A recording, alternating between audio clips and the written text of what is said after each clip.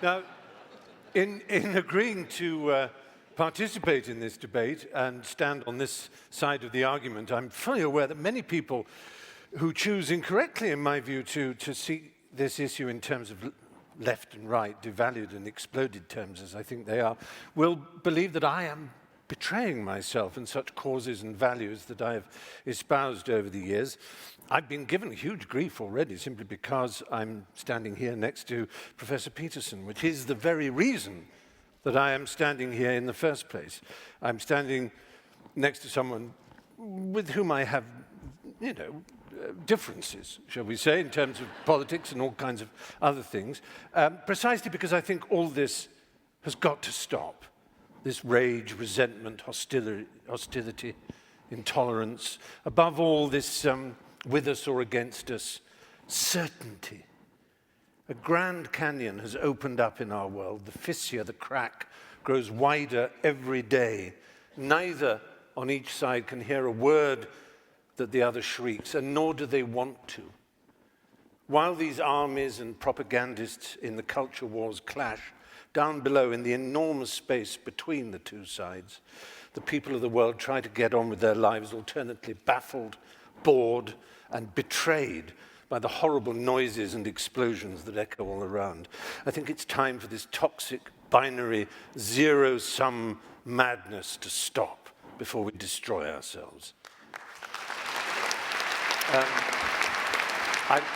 I'd better nail my colours to the mast before I get any further in this. It's only polite to give you a sense of where I come from. All my adult life, I have been what you might call a lefty, a soft lefty, a liberal of the most hand-wringing milksop, milquetoast variety. Not a burning man the barricade socialist, not even really a progressive worth the name. I've been on marches, but I've never quite dared wave placards or banners. Am I a loathed member of that band, an SJW, a social justice warrior? I don't think highly of social injustice, I have to say, but I character myself mostly as a social justice warrior.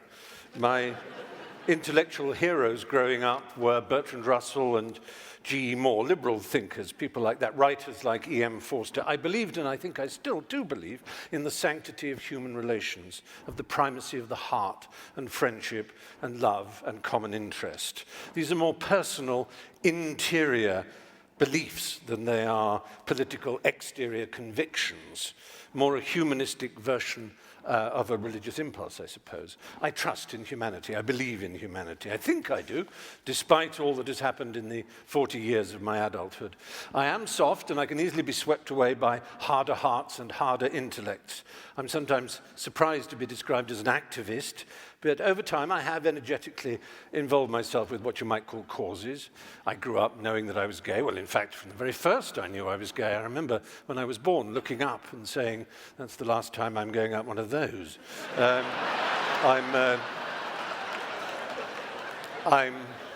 I'm Jewish. So I have a natural, obviously, horror of racism. I want racism, misogyny, homophobia, transphobia, xenophobia, bullying, bigotry, intolerance of all humankind to end. That's surely a given amongst all of us. The question is how such a golden aim is to be achieved. My ultimate objection to political correctness is not that it combines so much of what I have spent a lifetime loathing and opposing, preachiness, with great respect, piety, self-righteousness, heresy hunting, denunciation, shaming, assertion without evidence, accusation, inquisition, censoring. That's not why I'm incurring the wrath of my fellow liberals by standing on this side of the House. My real objection is that I don't think political correctness works. I want to get to the Golden Hill, but I don't think that's the way to get there. I believe one of the greatest human failings is to prefer to be right than to be effective. And political correctness is always obsessed with how right it is without thinking of how effective it might be. I wouldn't class myself as a classical libertarian, but I do relish transgression, and I deeply and instinctively distrust conformity and orthodoxy. Progress is not achieved by preachers and guardians of morality, but, to paraphrase Yevgeny Zamyatin, by madmen, hermits, heretics, dreamers, rebels, and skeptics. I may be wrong. I hope to learn this evening. I really do think I may be wrong, but I'm prepared to entertain the possibility that political correctness will bring us more tolerance and a better world. But I'm not sure, and I would like this quotation from my hero Bertrand Russell to hover over the evening. One of the painful things about our time is that those who feel certainty are stupid, and those with any imagination and understanding are filled with doubt and indecision. Let doubt prevail.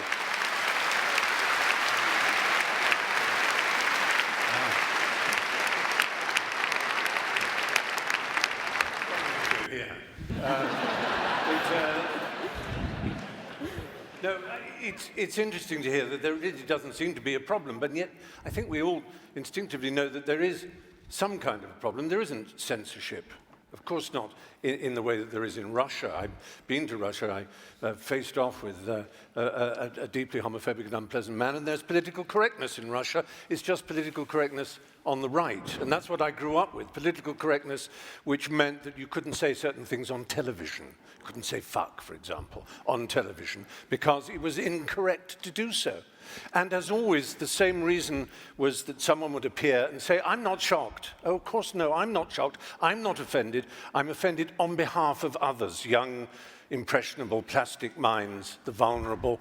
And that's not good enough. It's so often people are saying, you see, I don't mind being called a faggot or a kike or whatever, or a mad person, because I've got mental health issues. I don't mind people insulting me. And people say, well, that's all right for you, Stephen, because you know you're strong. Well, I don't feel particularly strong, and I don't know that I like being called a faggot and a kike particularly, but I don't believe that the advances in my culture that have allowed me to marry, as I have now been for 3 years, to someone of my gender, I don't believe they are a result of political correctness. And maybe political correctness is actually just some sort of live trout, that the harder we squeeze it, the further it goes away. And you will be saying, I'm not talking about political correctness, you're talking about social justice, with which I agree, with whether you want to call it identity politics or the history of your people, the history of my people were slaves as well. Both the British were slaves of Romans and the Jews were slaves of the Egyptians. All human beings have been slaves at some point, and we all, in that sense, share that knowledge of how important it is to speak up. But Russell Means, who was a friend of mine towards the end, who founded the American Indian movement, he said, oh, for God's sake, call me an Indian or a Lakota Sioux or Russell. I don't care what you call me. It's how we're treated that matters. And so I'm really addressing a more popular idea. Also, actually, in Barrow, Alaska, an Inupiat said, call me an Eskimo. It's obviously easier for you because you keep mispronouncing Inupiat. You know, words do matter. I'll just end with a quick story. Gay rights came about in England because we slowly and persistently knocked on the door of people in power. We didn't shout, we didn't scream. People like Ian McKellen eventually got to see the Prime Minister. And when the Queen signed in the royal assent, as she has to, for the bill allowing equality of marriage, she said, Lord, you know, I couldn't imagine this in 1953. Really is extraordinary, isn't it? Just wonderful. And handed it over. Now, it's a nice story, and I hope it's true, but it's nothing to do with political correctness. It's to do with human decency. It's that simple.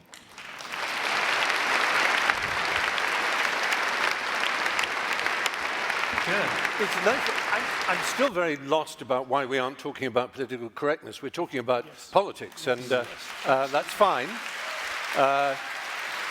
And I share... You know, I share exactly what you think about it. I'm not an enemy of identity politics per se. I can obviously see where it goes wrong and where it's annoying. Let's be empirical about this. How well is it working for you in America at the moment? What? Not well at all. Really isn't. Right. You can answer me in a moment. The reason that Trump and Brexit in Britain and all kinds of nativists all over Europe are succeeding is not the triumph of the right. It's the catastrophic failure of the left. It's our fault. We absolutely... My point is not that I've turned to the right or anything like that, or that I'm nice and fluffy and want everybody to be decent. I'm saying, fuck political correctness. Resist. Fight. If you have a point of view, fight it in the proper manner, using democracy as it should be, not channels of education, not language. You know, it's so silly. But there's a chess rule, you know. In chess, the best move to play in chess is not the best chess move, it's the move your opponent least wants you to play. At the moment, you're being recruiting sergeants for the right. By annoying and upsetting, and instead of fighting, either fighting or persuading. But political correctness is a middle course that simply doesn't work. Well, first of all, of course, I recognise the bestiality of Weinstein and the monstrosity of his behaviour, and it was shocking to me. I actually worked for him. Script doctoring, as it's called. I never had the bathroom towel. But for pretty obvious reasons. But it's, you know, grotesque, and I can't imagine how vile it must be for such a powerful man, and he was. I used to play a game at the Cannes Film Festival where, in his years of power, we're walking from one hotel at the end there, all the way up to the Palais de Festival. You would get 10 points every time you heard the word Harvey. And you'd usually, a 10-minute walk, you'd have 300 points. Because it was, yeah, Harvey's got the script, Harvey's got it. Yeah, I've got a meeting with Harvey at the Majestic in the afternoon. He was immensely powerful. And I think that's obvious that someone in that position, abusing and threatening and hindering the livelihood of women is grotesque in the extreme. But I have to tell you, there is genuine feeling amongst many people I know that we can't speak our minds. We can't actually speak to the true nuance, the true depth of sexual, romantic feeling between men and women. It's not a subject I'm absolutely expert on, but it counts between men and men as well, though I know when it's men and men, you might say, well, that's different because women have had a different experience in history, and I don't want to enter that particular field, but I would say that there is real fear in my business, which is where this all started, show business, acting, and so on. Yeah, people are rather afraid to speak about a piece of, publicity that's come out or a statement that's been made. You just go, yeah, absolutely, and wait for the people to leave the room before you can speak honestly with your friends. And I've never experienced that in my entire 60 years on this planet. This feeling that, and I'm not characterizing feminists as in East German, but it's like that, the Stasi are listening. You better be careful, they're listening. And that's a genuine feeling. I'm saying that with my hand on my heart. I'm not saying it to make a point other than the fact that it's true and it's worrying. But the sexual misadventures and horror experience is worrying too. So there are two worries. And I think people will look back on this debate and wonder why political correctness wasn't discussed. I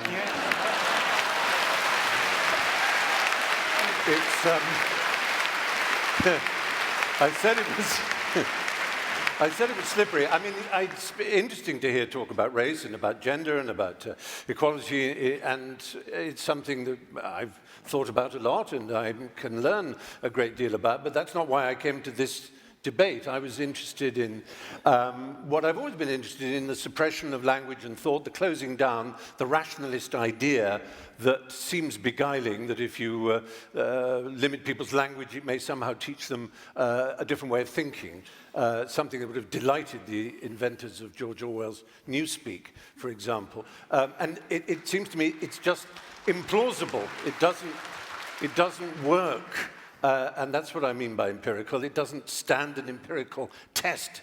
It isn't experientially validated, as we see from the political landscape now, and I worry that we may in the future. So I'm sort of disappointed that the subject has just revolved around academia, which was predictable, because that's the sort of crucible in which these elements are mixed. But even more disappointed that really I haven't heard from Michel or from Professor Dyson as to what they think political correctness is, because what they've talked about is basically saying progress, in our view, is progress. Well, I agree. That's, yeah. So it is too, and good on progress. But How is it that you're saying that what we call political correctness, you call progress? That's what you're supposed to be arguing. I want to know what you mean by the internet. names. No, but I mean, point. I'm scared. If you're I listed, but that's again, the point. You're scared. It is a culture of right. fear. I understand there's that element of fear. What I'm saying is that it's a feeling. It's a feeling that is this sort of intangible result of, I think, primarily. We've all seen the sort of show trial thing where the person then apologizes. I have so much to learn about sexual politics. I am really sorry. Signed a lawyer, crossed out the name of the person. You think the real mistake of our left is that we underestimate the right. The right isn't as stupid as we'd like them to be. If only they were. If only they weren't so cunning, so sly, so smart, so aware of our shortcomings. And I just fear that political correctness is a weapon that they value, that the more we tell the world how people should be treated, how language should be treated, what words are acceptable, what attitudes are acceptable, what HR meeting is going to tell you in a long bullet-pointed list about how you look at people. All of this is meat and drink to bad people, to malefactors, to bad actors. I'm not counting myself as one of those bad actors in that sense. I mean bad actors in the other sense. Right,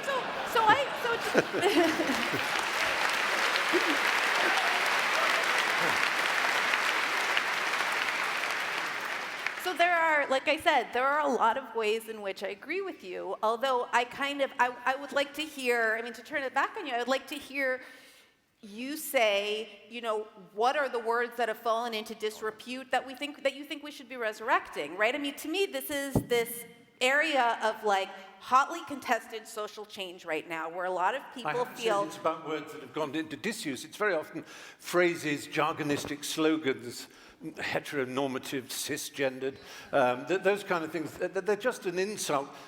Imagine you're a young student arriving at university and someone's bombarding you with this preposterous hermeneutical nonsense from misread textbooks, misread Foucault, if I may say, and misread Derrida, and so on. Because I was at Cambridge, England, doing English literature. We had our French phase, and there's value in that. It's an interesting game, and it is. It's a place to. I think I'd just really say that the ghost hovering over me it's a letter Oscar Wilde wrote, and he said to Bosie, his love, he said, the fact that you didn't get a degree is nothing, but you never acquired what is sometimes called the Oxford manner, and I'll say for that, the university manner. Oscar said, I take that to mean the ability to play gracefully with ideas. I think that's disappearing from our culture, and I think it's a terrible thing. Let's go to Michael and back to Michelle. There we are. I'll hide behind the lectern in that case. Well, I've been fascinated by this conversation. There's been an enormous clash of cultures in the conversation. We've had, classic, if I can call it, huckstering snake oil pulpit talk, which is... It's a mode of discourse, it's a rhetorical style that I find endlessly refreshing and vivifying, but I'm not sure that we actually focused on the point in question. And my objection has always been towards orthodoxies. I'm a heterodox and a contrarian, and I can't help myself. And I think there's been an underestimation of the fact that language does affect people. It does make the young in particular, as they're starting out on their educational or their work careers, it makes them very anxious, it makes them very angry, very upset, very alienated, to feel that they don't know anymore how to operate in the world, how to engage in relationships, how to think honestly. So they accrete more and more to their own mini groups. And I think that's dangerous and unhappy for society. I think it's reflected in a paucity of cinema and literature and art and the culture generally, is that there's a fear that's pervading it. And while people can talk to academia and say, you should come and see our lessons, our lectures are open and free and ideas are exchanged, I'm sure that's true. I'm sure it's true, but I don't think we should underestimate how much this feeling is prevalent in the culture of this strange paradox that the liberals are illiberal in their demand for liberality. They are exclusive in their demand for inclusivity. They are homogeneous in their demand for heterogeneity. They are somehow undiverse in their call for diversity. You can be diverse but not diverse in your opinions and in your language and in your behavior. And that's a terrible pity. So I would say that I'm sorry that it got a bit heated in places, because I was hoping it wouldn't. I was hoping it would be a shining example of how people of all different kinds of political outlooks can speak with humor and wit and a lightness of touch. As G.K. Chesterton said, angels can fly because they take themselves lightly. And I think it's very important for us, who are privileged, all four of us, privileged to be here, to be asked to be here, to take ourselves a little bit more lightly, not to be too earnest, too pompous, too serious, and not to be too certain. It's a time, I think, for really engaging, emotionally fulfilling, passionate, and positive doubt. That's what I would urge. Thank you.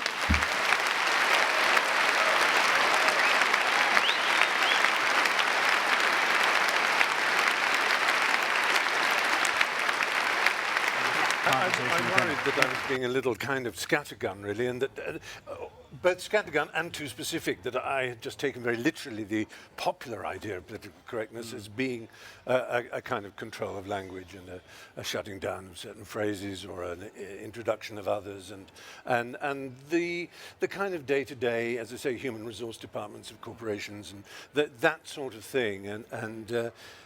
So I was slightly disappointed that it just became a debate about race and about gender and so on. But that was, I guess, natural. And I still, the fact is, I'm still a lefty, but a soft one. I just don't have... Well, not too soft. Flabby, squashy in every sense. And I realize that that's not a political point of view, it is a personal one. Right. And the gap between the personal and the political, which is a space you obviously are very interested in as a psychologist, is one that is rarely explored. People are either so personal that it has no application in the outside world and the organization of human affairs, or they're so political and so much to do with structure and distinction between hierarchies and networks and so on, that they forget the individual. And that's the space in which the impassioned liberal lives, and it's not easy to do it, because you often do sound rather wet, and I'm aware that I did. But I enjoyed it. Yeah, really thank you for coming. Just finally, before I free you two both to a well-earned drink, anything left unsaid, Jordan? Any point that you wanted to make that you didn't feel you had the time or the opportunity? No, I don't think so. I said my piece, yeah. Great. Same question to you, Stephen. I know, I think I got across. I mean, there's so much you can talk about in that field, and I just wanted to leave with the point that I do want, like everybody, it's a no-brainer. We want the world to be fairer, juster, sweeter, kinder, but it's how you get there, and I felt that wasn't really addressed. Okay. Well.